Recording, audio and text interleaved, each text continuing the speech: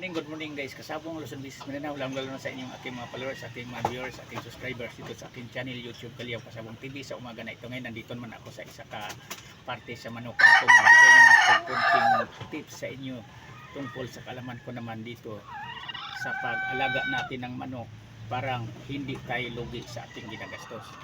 Bago ang lahat kasabong, ipakila ko muna ito sa inyo. Ito siya ang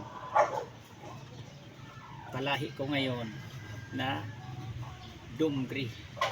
Yan, ang kulay dumgri, talisay nga bulik. Stag na ito siya.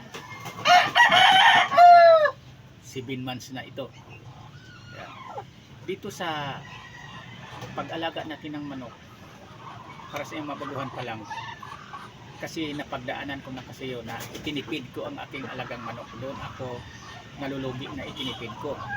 Nakaminus nga ako sa budget ko sa pang araw-araw, kaya lang tipid naman ang pagsiglakihan nila, mabagal ang siglakihan, nababansot pa kung minsan ang ating alaga kapag itinipid natin.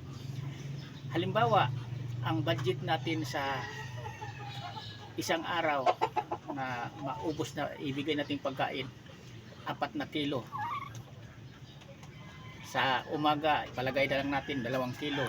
Halimbawa lang, kung nagkadepende yan kung ano kadami ang manok niyo. Ngayon, ang 4 na kilo na yan na pang budget dapat sa isang araw, gagawin mo lang yan na 2 kilo kasi para nakatipid ka, nakaminus ka ng kalahati. Parang sa isip mo parang matagalan yung nabili mong pagkain sa inyong mga alagang mga manok. Doon tayo nalulugi niyan kung gagawin natin yan, kasi naranasan ko yan. Kasi tipidin ang paglaki nila, nababansot pa, manipis ang mga pangatawan kapag itinipid natin. Yan ang proseso ko sa pag-alagad manok na napagdaanan ko. Kaya ang ginagawa ko ngayon, ang proseso ko, binago ko. Hindi ko na itinipid, ibinigay ko na ang sapat na tama talaga na sukat na pagkain na hindi sila nagkulang sa umagang hapon. Kaya ang aking mga manok ngayon, healthy nang naglaki, mabilis na siglakihan, madali ko na rin na mababawi ang aking ipinuhunan sa kanila. Kasi dito sa pagmamanok, namuhunan tayo dito kasi binibili natin ang feeds, pagkain, vitamins, purga, pagpaligo, lahat na pangailangan sa manok natin binibili natin. Ngayon kung ang manok natin mabagal na siglakihan, nababansot pa, doon tayo nalulugi. Kasi bakit nasabi ko sa inyo, ang 7 months kasi, tulad nito 7 months na ito ngayon, hindi ganito pa ang postura kapag nababansot ang 7 months mo. Ang 7 months mo, hindi mo pa yan basta-basta maibinta, wala pang masyadong bumibili niya na makagusto kasi hindi pa buo ang loob, ayaw pa yan sa kapwa manok. Pero itong mga 7 months na mga sakto sa alaga, sakto sa pagkain, vitamins, pwede na nga ito sa iba, sa kapwa lang 7 months na gagamitin nilang panglaro. Yan totoo, kasi mga buo na ang loob sa manok na healthy maglaki. Kasi ang naka-advantage kasi sa manok na healthy masiglakihan, hindi nababansot, buo ang loob, sisiw pa lang yan, naglaban na. Pero ang nababansot, kahit tinubuan na ng tahid yan, hindi pa rin yan naglaban sa kapwa manok. Yan totoo. Kaya doon tayo nalulugi.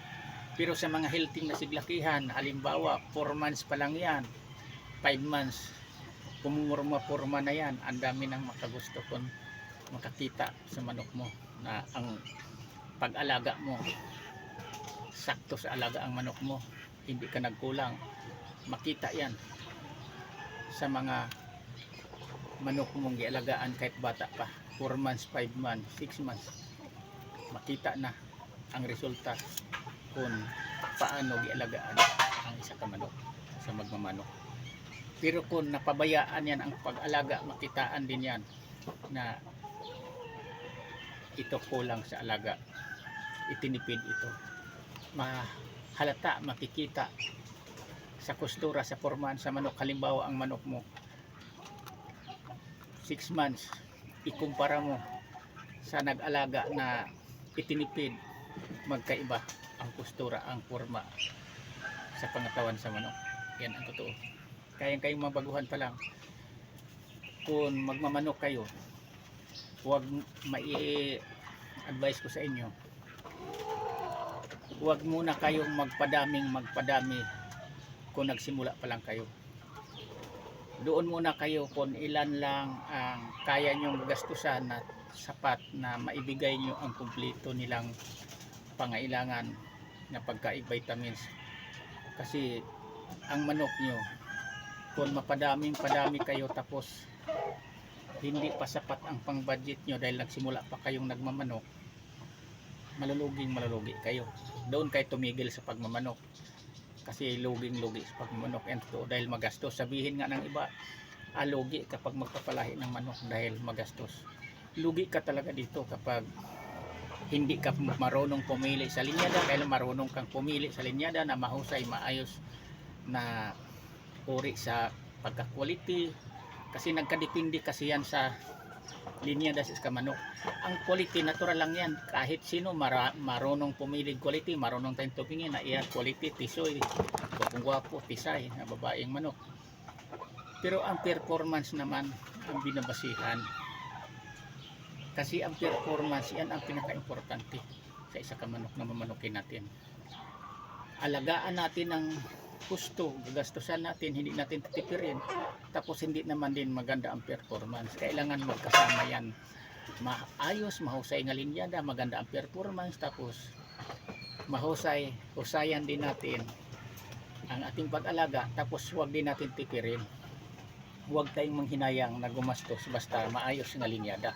Nakapanghinayang lang gumastos kapag hindi maayos nga linyada, dahil hindi natin mababawi ang ating ginagastos, luging-lugi tayo. Kung gagamitin natin pang personal na panglaro, lagi tayo nasa talo kapag hindi maayos na pagkapili ang linyada ng minamnok natin. Pero kung maayos na pagkapili natin, lamang tayo sa panalo kaysa talo. Yan lang, maraming salamat ulit sa pagpanood. Pasensya, inuubo ako, naulanan kasi ko kahapon na nagpakain manok.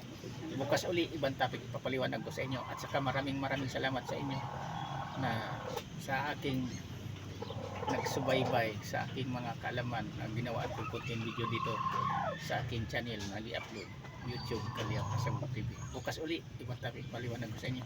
Thank you, bye bye.